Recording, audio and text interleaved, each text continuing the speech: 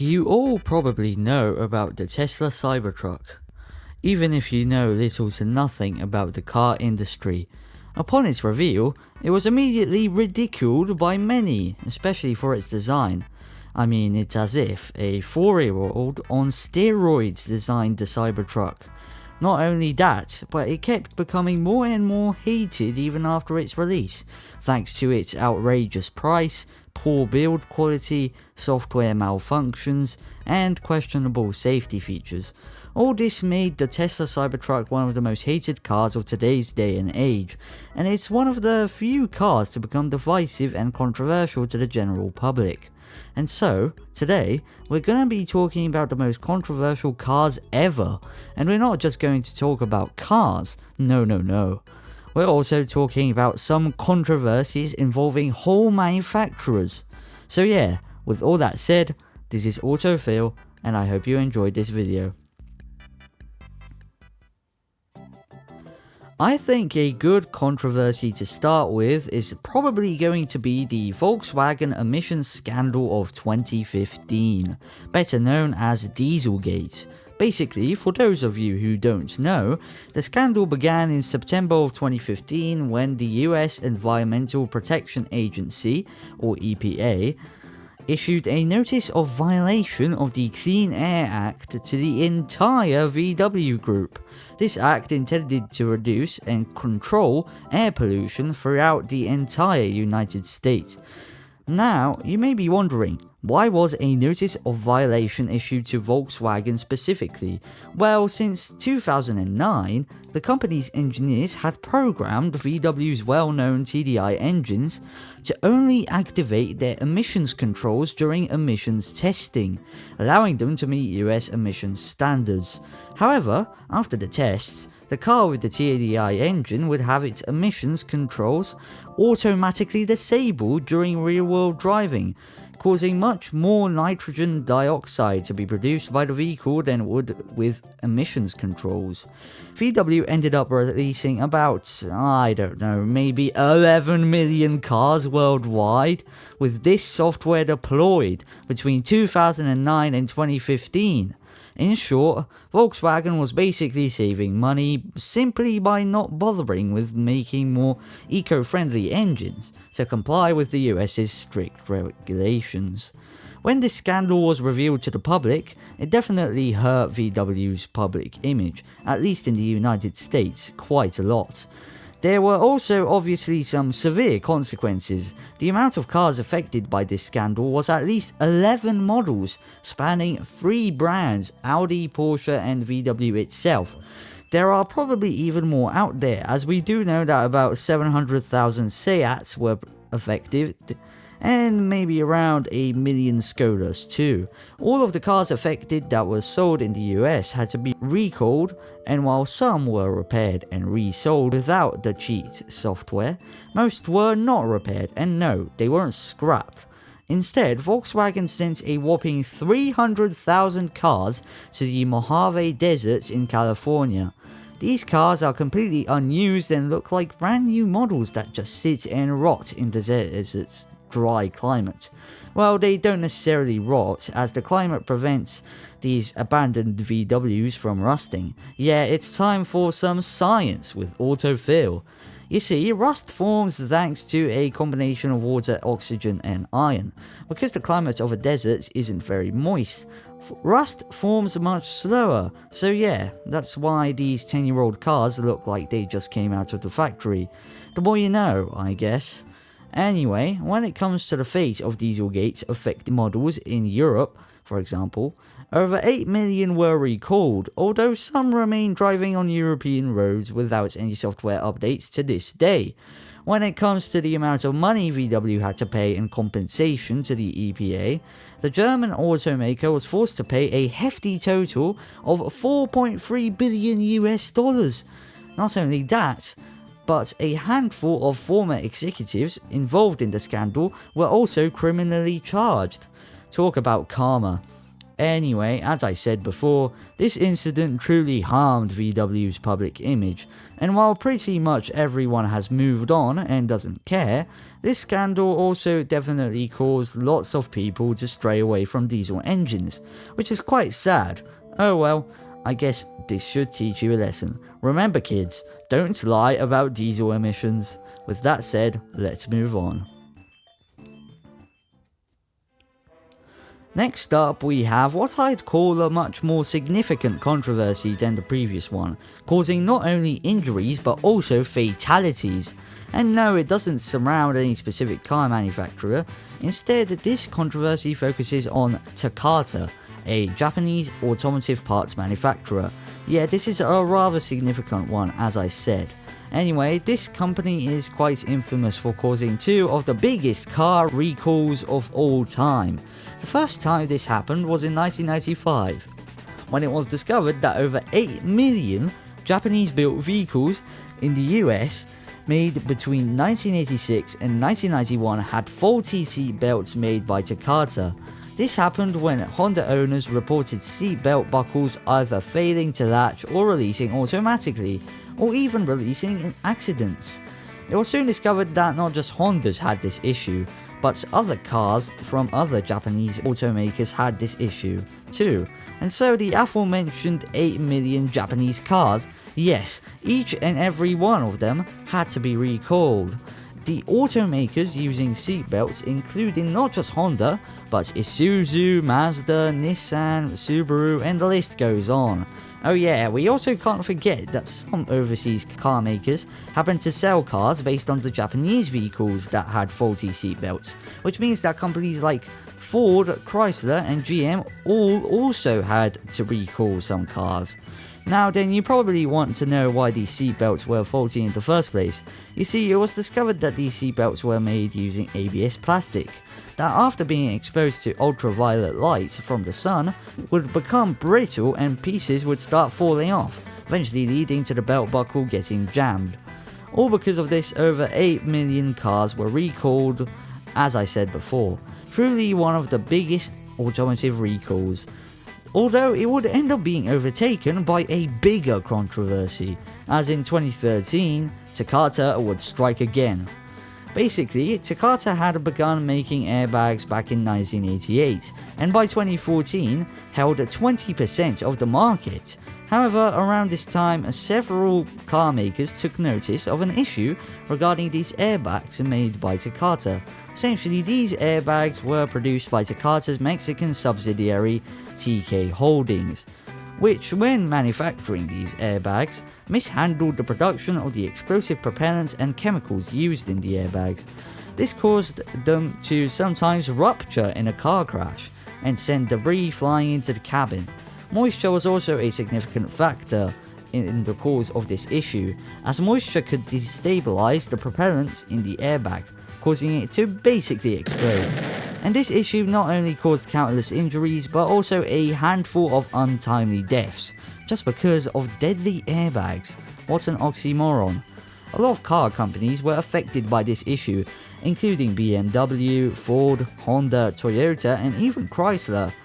At the time when this controversy erupted, only around 3 million cars were planned to be recalled, but soon enough, more and more models were found to be fitted with these Takata-made airbags. By 2015, over 40 million cars from all around the world were found to contain them. I'm not joking. 40 million cars, that alone makes this by far the largest recall in automotive history. And that's not the end, as the recall is still going over 10 years later. Just this year, Citroën had recalled nearly 1 million cars, showing just how many models were fitted with Takata's faulty airbags. Not only that, but as of September last year, 35 people have sadly died because of this issue, and so this definitely has to be the most significant and tragic automotive controversy out there. Thankfully, Takata won't ever return with any more faulty airbags or seatbelts for the time being, as the corporation went bankrupt in 2017 and became defunct just a year later, all because of airbags and seatbelts. Oh well, I've definitely said enough about Takata, so let's continue with the video. Moving on, let's talk about some controversies involving not entire companies but rather individual models. To begin this part of the video, we have to talk about GM, which in the 1980s saw how popular compact cars were becoming. And so, knowing this, the American automaker decided to give their luxury brand Cadillac its own compact saloon. It was the Cimarron, and it began production in 1981 for the 1982 model year. The Cimarron at first doesn't seem like an interesting vehicle, but believe me, there is a reason for why I'm talking about it in this video. You see, GM was actually being quite lazy with the Cimarron, as despite it being a luxury model, it is nothing more than a first generation Chevy Cavalier with a chrome trim. That is it. They use the exact same engines, the exact same platform, the same gearboxes, and so on. GM didn't even bother with giving the Cimarron a V8, despite Cadillac customers who wanted powerful V8s, not frail V6s, producing 130 horsepower.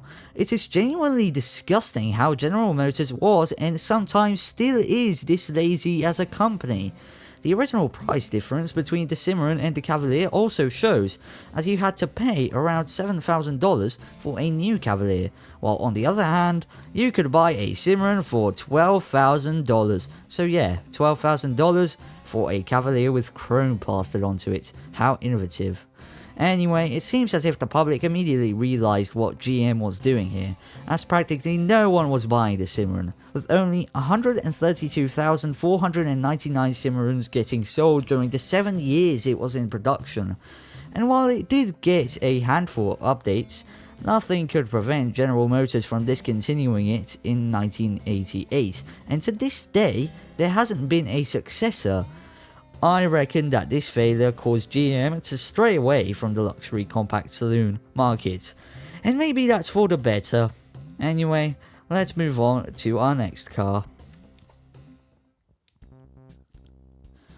Next up, let's talk about a newer car that's probably more controversial than the Cadillac Cimarron. And no, it's not about the car's safety, build quality, performance, no, it's about something else. To begin the story, we have to go back to 2022, when Dodge revealed the next generation Charger in concept form. There were many pros to be seen, such as the long-awaited return of a two-door body style. Although there was one thing that threw people off, that being the new powertrain. The new Charger was set to be electric, and yeah, you may think that that's no big deal, but everyone knows that the Charger is supposed to be a muscle car, and muscle cars are most often powered by V8s, while some, although little, are powered by V6s. And not only that, but the electric Charger Daytona, as it's named, is all-wheel drive only, and yet a muscle car is typically rear-wheel drive. Oh yeah, and we can't forget the, quote, exhaust, which creates fake V8 sounds. I'm not joking, this goes to show just how brain-dead Dodge's executives were when planning the new Charger. Ah yes, a fake exhaust, this will surely attract customers. The sound this exhaust creates is currently playing alongside the clip in the background, and I'm just angry like many other people, honestly. Anyway, all this just couldn't bring fans of the Charger to check out this new model, but some good news ended up coming in 2023, when it was reported that the new Charger would indeed have an ICE variant. Hooray! Oh wait, it's got an inline-6 engine. That's nowhere near the thrill a V8 can provide to the driver. At least it isn't as bad as the electric powertrain, right? Anyway, this version is called the Charger 6-pack with the twin-turbo Hurricane inline-6 engine, powering it, measuring 3 liters and producing up to 550 horsepower, depending on the trim.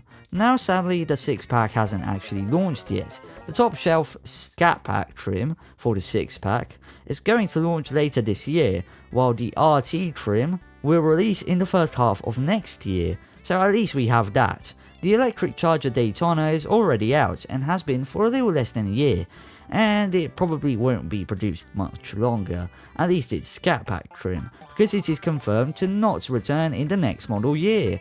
Good riddance. Not only that, but we know that Dodge was going to make a top shelf Banshee EV trim, which was going to come out around the end of this year, but Dodge changed its mind and it has been cancelled. In fact, rumors say that the entire Charger Daytona EV range is going to be killed off by 2027, which would be great news as it would likely make way for a new, true Charger muscle car. Anyway, I think that should be enough about the new Charger. A good lesson is to be learnt here. Never make muscle cars electric, as that's a waste of money, time, and a disappointment for the brand's fans.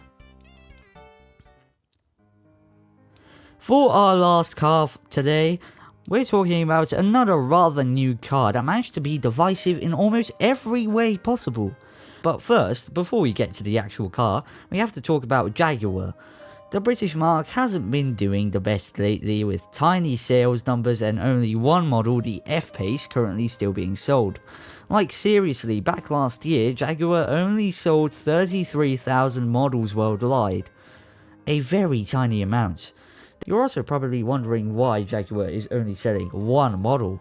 Well, they're doing this in order to get ready for the company's inevitable electrification, which is currently set for 2026. Despite this, the marque has already tried to become fully electric back in 2021 when they were testing a fully electric XJ that ended up getting cancelled just days before its planned reveal.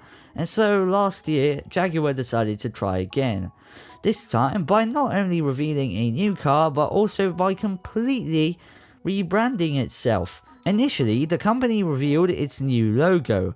The Jaguar text was now curvy and much less intimidating than the old typeface, and so was the Jaguar emblem, getting rid of the iconic Jaguar face in favour of whatever this is. This rebrand was already kind of divisive, with people saying that Jaguar was going for a much more accessible design and fearing that it would tarnish the brand's reputation. What people didn't see coming was this. Just days after the logo rebrand, Jaguar revealed this concept car named the Type 00. This pink electric low-slung coupe didn't look anything like a Jaguar with its angular body and weird headlights. Let me tell you, if it hadn't been badged as a Jaguar, I wouldn't be able to tell what brand it's made by, and neither would you. The Type 00 immediately garnered controversy, with many people online, including some political figures, saying the brand has trashed its tough branding in favour of a much more accessible image, and tarnished Jaguar's legacy as a result. Others, however, thought that this rebrand was genius, as it allowed Jaguar to regain attention, although if they did get that attention, it was quite short-lived. The Type 00 really didn't make Jaguar's situation any better, with the rebrand causing the marque's sales to drop by a whopping 98%, only selling 49 cars in April, with only 2,000 being sold in Europe throughout the entire year. It really is a shame that Jaguar has reached such an unceremonious fate, although thankfully the British brand isn't dead yet. The company is currently testing an electric 4-door GT saloon, and not only that, but they're also reportedly planning to make a new electric SUV. With that said, Jaguar thankfully hasn't kicked the bucket just yet, but the Type 00 still did sort of ruin the brand's reputation. Thank you so much for watching this video. I hope you enjoyed it, and if you did, make sure to like and subscribe. This is AutoFil, and I hope to see you later.